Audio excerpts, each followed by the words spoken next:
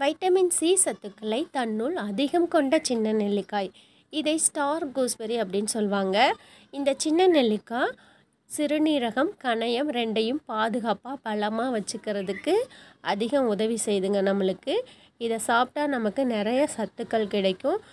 உங்கள் வீட்டு நெல்லிக்காய் மரத்தில் ஒரே நேரத்தில் நிறைய நெல்லிக்காய் காய்ச்சிருச்சா? அதை வச்சு என்ன பண்ணுறதுன்னு தெரியாமல் பார்த்துட்ருக்குறீங்களா? உங்களுக்காக தாங்க இந்த வீடியோ. நம்ம இந்த சின்ன நெல்லிக்காயை வச்சு நிறையா ரெசிபி போட்டுட்ருக்கோம். நெல்லிக்காய் சட்னி செய்கிறது எப்படின்னு போட்டிருக்கோம். இப்போ நம்ம நெல்லிக்காயை வச்சு சாப்பாடு செய்கிறது எப்படின்னு பார்க்க போகிறோம். கணையத்தில் இன்சுலின் சுரப்பை அதிகப்படுத்துங்க இந்த சின்ன நெல்லிக்காய். இங்கே பாருங்கள், சூப்பராக சின்ன நெல்லிக்காய் நம்ம மரத்தில் காய்ச்சிருக்கு. இந்த நெல்லிக்காய்களை பறித்து டிஃபன் பாக்ஸுக்கு சாப்பாடு செய்கிறது எப்படின்னு பார்க்க போகிறோம். வாங்க வீடியோக்குள்ளே போகலாம். நம்ம டிஃபன் பாக்ஸுக்கு நெல்லிக்காய் சர்வ் பண்ண போறோம்.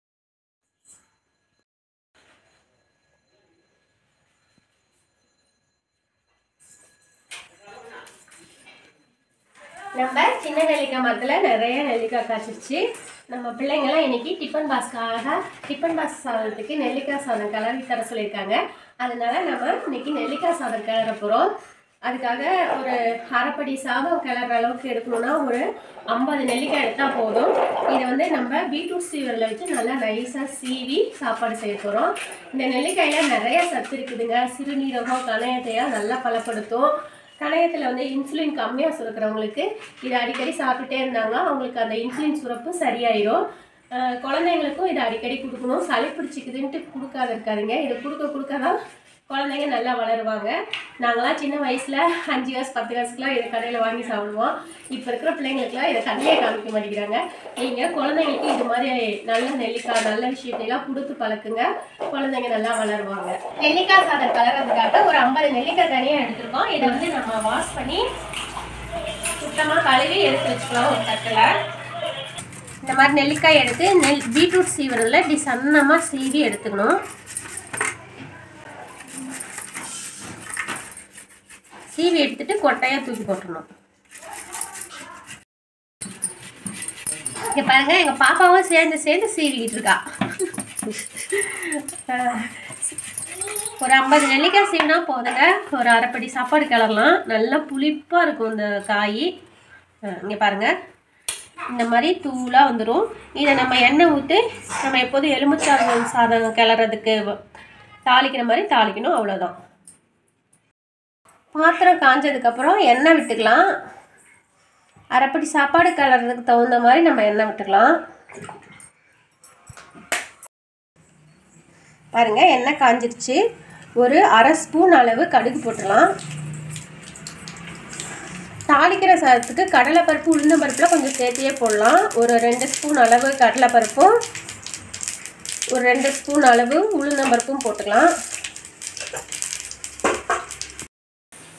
பாருங்கள், கடலைப்பருப்பு உளுந்தம்பருப்பு நல்லா வறுபட்டுருச்சு. இந்த பச்சை கருவேப்பிலை ஒரு 2 கொத்து இந்த மாதிரி உருவி போடலாம். நல்லா கலராக இருக்கும் பச்சை கருவேப்பிலை போட்டதுக்கப்புறம் இதை மாதிரி ஒரு 3 மிளகா போடலாம். அரைப்படி சாதத்துக்கு தகுந்த மாதிரி எவ்வளோ காரம் உங்களுக்கு தேவையோ அத்தனை மிளகா போட்டுக்கோங்க.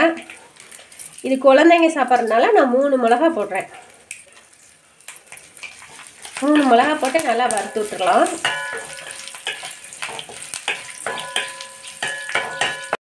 பாருங்கள், மிளகா நல்லா வறுபட்டுருச்சு.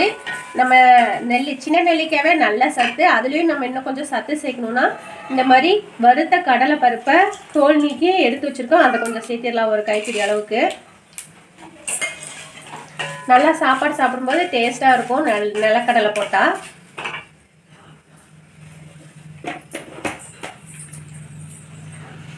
மஞ்சள் தூள் ஒரு 1/4 ஸ்பூன் பக்கமாக போட்டுக்கலாம். கடலை மிளகா எல்லாமே நல்லா வறுபட்டுருச்சு. இப்போ நம்ம சீவி வச்ச நெல்லிக்காயை அதில் சேர்த்திடலாம். பாருங்கள், 50 நெல்லிக்காய் அளவு சீவினா இந்த அளவு தான் வரும். நல்லா புளிப்பாக இருக்கிறதுனால சாதம் நல்லா ருசியாக இருக்கும்.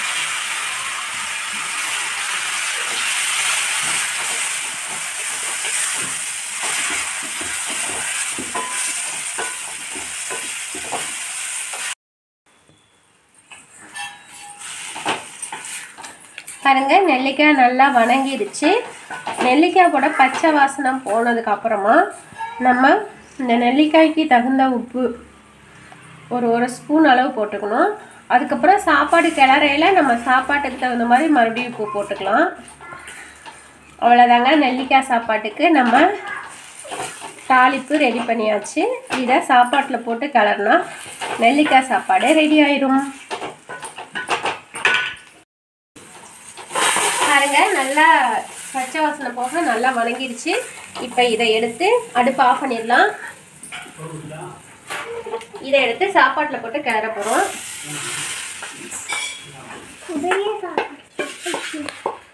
சாப்பாட்டில் ஏற்கனவே எண்ணெய் ஊற்றி கிளறதுனால இங்கே பாருங்கள் சாப்பாடு உதிரி உதிரியாக சூப்பராக இருக்குது.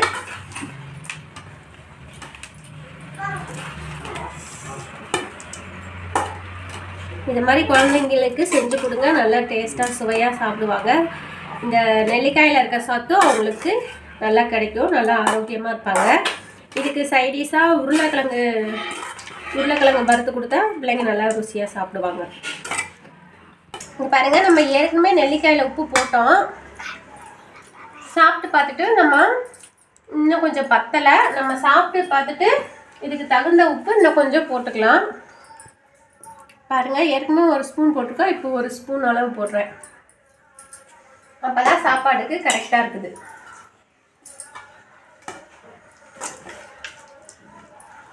சாப்பாடு பாருங்கள், பார்க்க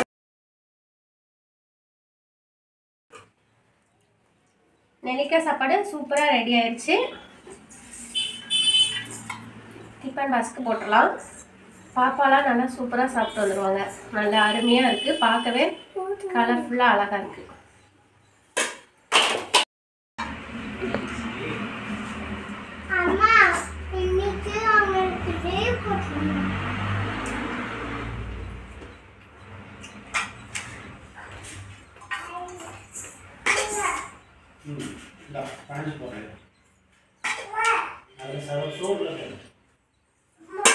பாருங்க, எல்லாத்துக்கும் சூப்பராக டிஃபன் பாக்ஸ் சாதம் ரெடி ஆயிடுச்சு. நெல்லிக்காய் சாப்பாடு ரெடி பண்ணி டிஃபன் பாக்ஸ்க்கு போட்டாச்சு. பாப்பாவுக்கு ஊட்டிட்டு பார்ப்போம் எவ்வளோ டேஸ்ட்டாக இருக்குன்னு பாப்பா சொல்லுவாங்க.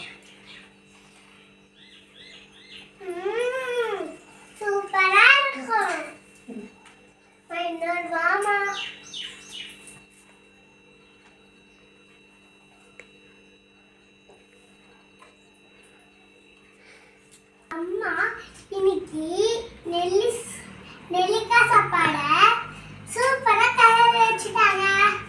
இந்த நெல்லிக்காய் சாப்பாடு உங்களுக்கு பிடிச்சிருந்தா ஆரோக்கிய வாழ்வின் ரகசியம் சேனல்ல லைக் பண்ணுங்க, ஷேர் பண்ணுங்க.